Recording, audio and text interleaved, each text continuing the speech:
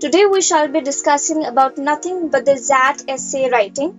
Now this little elf has been introduced to all of us on the Christmas Eve. Let's quickly see what it is.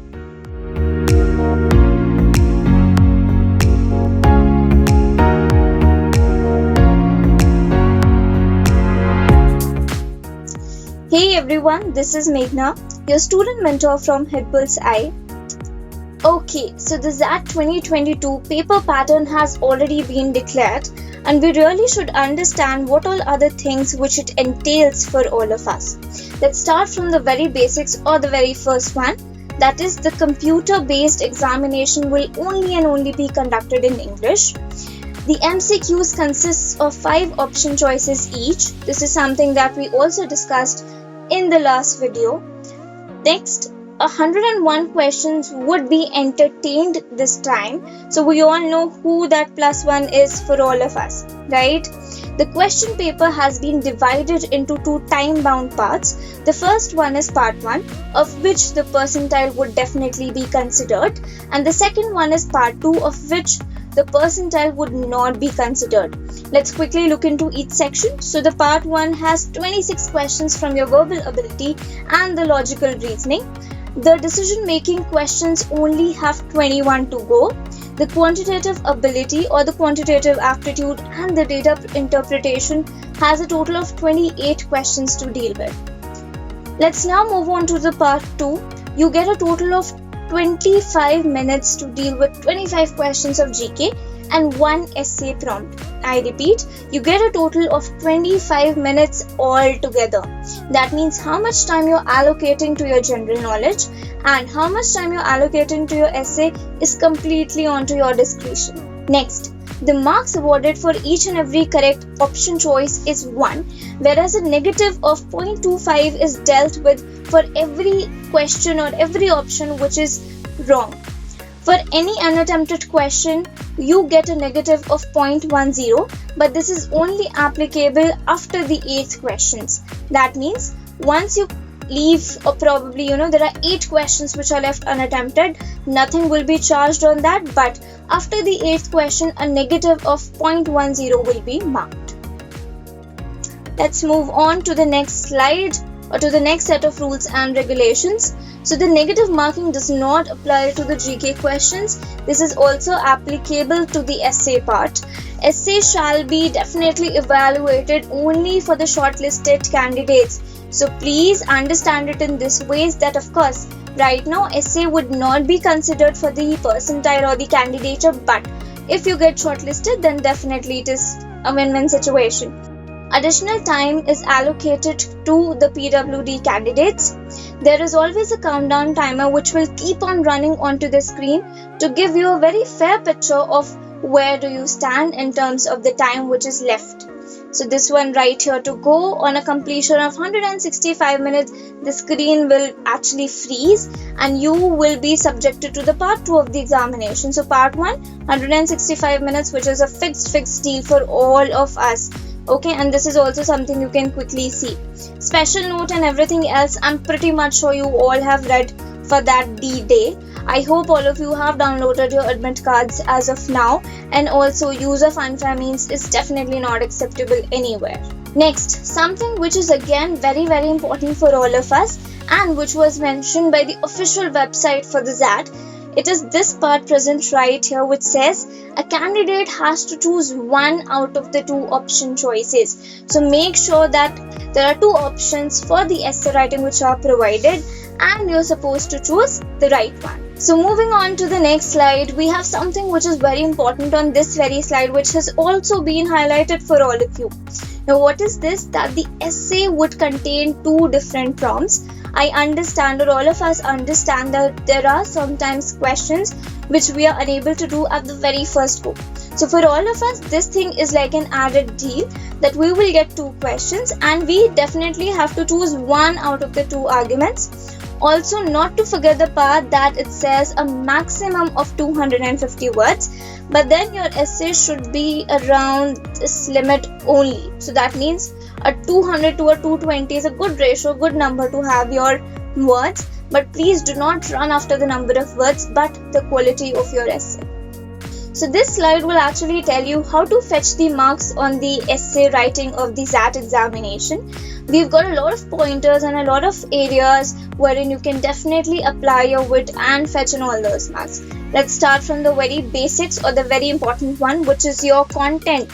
So unless and until you have something to share, unless and until you have the knowledge about that subject, you will not be able to get to the deeper understanding of the question and will thus lose marks. Let me show you one question which was asked here in 2017. That is, globalization and jingoism always coexist. So globalization, something all of us know about, but jingoism, so बहुतों का गलत हुआ था, right? So what if this kind of a prompt actually appears on the XAT examination? Lucky us, we've got 2 prompts to select from. So make sure that you're choosing one wherein you're comfortable with your content. So moving back to this particular place right here, wherein we were discussing about the content, there are 3 parameters which you should really put input inside your minds to understand that what all is needed when it comes to content. I'll start off from the very first one, precision. Precision refers to your accuracy. So in case you are representing facts or figures or any external data to exemplify your point, make sure that you are using the right number there. So ऐसा ना हो कि hero बनने के चक्कर में 0 हो जाए. So make sure that you're using the right example. Also make sure that the fact or the figure is doubly checked by us. Clear? And the knowledge, of course, would follow. A couple of things to remember right here. Present facts and figures wherever applicable. So understand that there are certain questions wherein if you put on some little facts and some little figures around there, it will add as an advantage to your essay and thus help you with fetching more and more marks. Do not support both these sides. So it is okay to be diplomatic sometimes, but XAT essay prompt is not the right place to do so. So make sure that you're not supporting both the sides altogether. Pick one side and be assertive about it. So this is what actually is all about the content. If our content is in place, we might definitely fetch in more marks when it comes to the XAT examinations, the essay section. Next, let's move on to the structure of the XAT essay examination. So here, as you know, something which has already been mentioned right from a very childhood, that our essay should always have an introduction, it should always have a body paragraph and the conclusion, right? सबने सीखा होगा छोटे से, right? Now is the right time to apply it. So have a good introduction to begin off. So it's like putting your best foot forward while writing the essay. Body paragraphs, divide your answer, divide your entire prompt, the answer to the entire prompt into 3 to 4 paragraphs, neatly written, well coherent in nature, and choose a good conclusion for your essay. Here I have also mentioned a couple of other points which says have coherence. So be it one line and the other line, or be it 2 different paragraphs.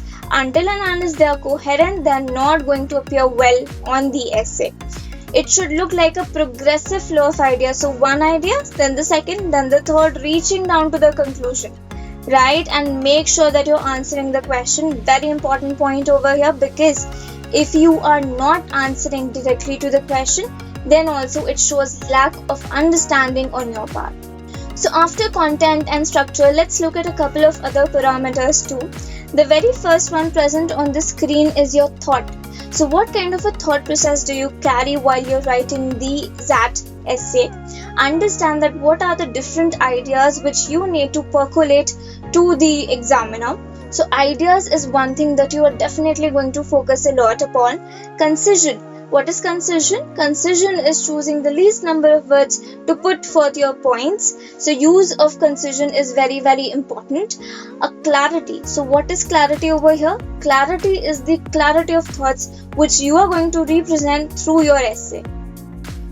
A couple of other things to remember over here are, do not be ambiguous when it comes to thoughts, your ideas. So if you represent a lot of diverted thoughts and opinions altogether, definitely it's gonna add to the negative basket of yours. So make sure whatever you write is with utmost clarity and no ambiguous thoughts are present onto it. Do not or avoid being wordy. So too many words are not going to count as a +1, to your candidature. And present a very rational front. That means be logical in the solution, exemplify wherever it is necessary, and also represent a lot of facts and figures. Next, let's come to grammar. Grammar is equally important. It is important in terms of punctuation. Where are you using the comma? Where are you using the full stop or the semicolon or the colon or the dash for that matter? Diction, the correct word usage. So what word has to be used at which place is very, very important. And it is not an examination which is going to rely on your vocab. So there is no need to choose a lot of big vocabulary words, but the right word at the right place would help you out. So diction is that, and consistency. So use the right verb form, use the same noun form. So this kind of a consistency we really need to maintain on the ZAT essay prompt. A couple of things to note over here. Always proofread to eliminate some of the common errors. What is proofreading? Proofreading all of us understand, right? So proofreading in context to whatever we have written. Let's look at the prompts for a couple of minutes. Okay, so let's pick up this one right here, which is 2008. Gender imbalance would lead to Third World War. Do you really think it would happen? Do you think it would not happen? Or what are the factors which are contributing towards it? So the right use of the terminology. So will or maybe. Who knows? So it might lead to the Third World War or it might not. So please understand what kind of a word or what kind of a category of words you're using in your prompt, and also understand that is that the correct usage of that particular word or not. Can we look at one more? Let's pick up this one, used in 2010, that the earth provides enough to satisfy every man's need, but not every man's greed. I bet we all have really heard this somewhere or the other also, right? So make sure that you understand that what is every man's need and what is every man's greed, understanding that how you're going to divide the paragraphs and then putting it forth. Let's move on to the categories that we were discussing. So grammar is something that obviously all of us have to get it correct. Always proofread your essay. So I understand that there are only 25 minutes to go for the entire GK and the essay portion, but please keep a minimum of 2 to 3 minutes in the end to just quickly proofread the entire thing. Keep a check on the subject and verb agreement, because this is the place wherein we make the most errors. So make sure you're not doing that. And please avoid very wordy or very complex category of sentences, because the moment you do this, the chances of getting it incorrect increases. Let us now look at some of the previous year's topics that have appeared in the ZAT examination, the essay prompt. We've already discussed this one. Let's pick up something else. So it says this one, asked in 2013, which says corruption is the root cause of the economic slowdown in India. Do you believe in that? Or this one, technology and nature are natural enemies. So what have they done? They have put in technology at one end and the nature at the other end, and they're asking you to evaluate whether they're natural enemies to each other or not. So please understand the nature of questions that the ZAT examination has been asking. So all these are the essay prompts which were asked in the last years. Please go through our websites, understand what these questions were, understand what is the nature of all these questions, and then get prepared.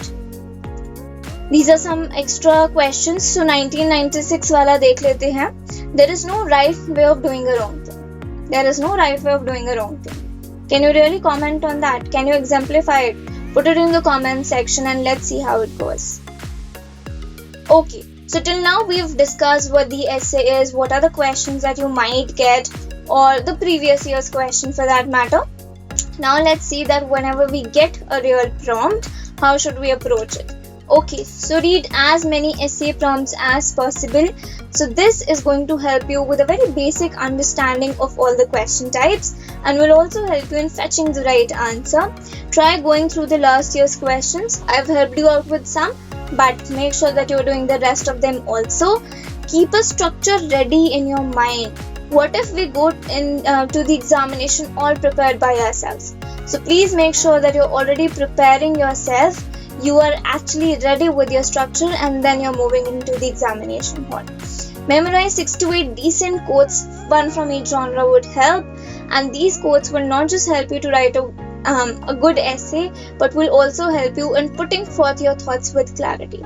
So start doing these things right from today till the 2nd of January, and you will definitely excel.